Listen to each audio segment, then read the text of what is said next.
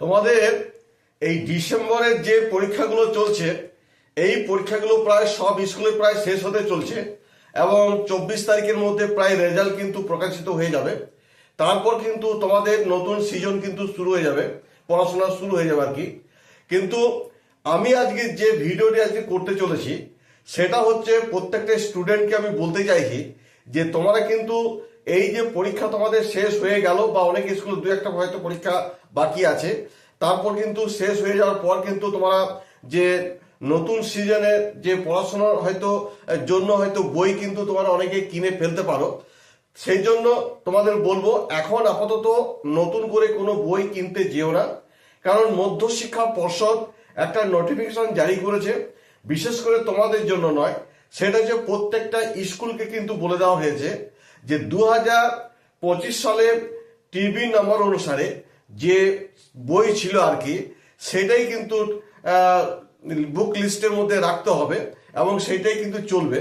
সেই জন্য মধ্যশিক্ষা পর্ষদ বলতে চাইছে যে আমাদের যে টেস্ট যে বুক লিস্ট রয়েছে, সেই বুক লিস্টে যে সমস্ত বইগুলো মানে থাকবে আর কি, সেইগুলোই কিন্তু নতুন সিজনে কিন্তু সেগুলো পড়ানো হবে।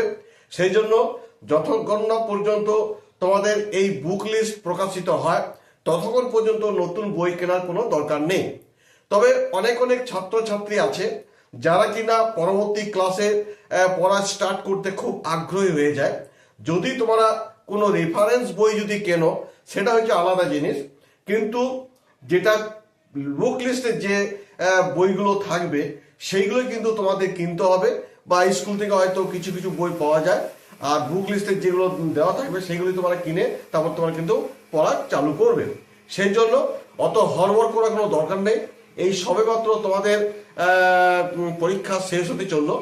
পঞ্চম থেকে দশম শ্রেণী পর্যন্ত যে নতুন যে তোমাদের বুক লিস্ট যেটা থাকবে আর কি, সেই বুক লিস্টে যে সমস্ত বইগুলো মানে দেওয়া থাকবে সেইগুলোই কিন্তু তোমাদের কিনতে হবে এবং সেগুলো কিন্তু পাঠ্যক্রমে নতুন সিজনে থাকবে।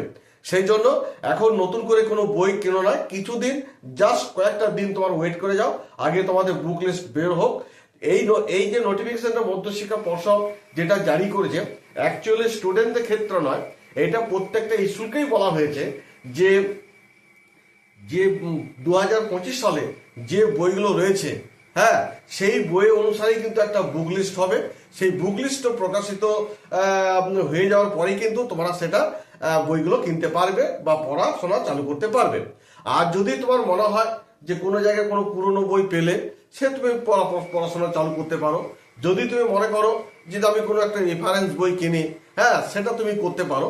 কিন্তু হট করে কোনো ক্লাসের 5, 6, 7, 8 কোনো ক্লাসের যে নতুন বই সেট কিনে নিলে সেটা কিন্তু এখন করতে যেও না যতক্ষণ না পর্যন্ত বুক লিস্ট প্রকাশিত হয়। যাই হোক, এইটুকু বলাই ছিল আমার উদ্দেশ্য।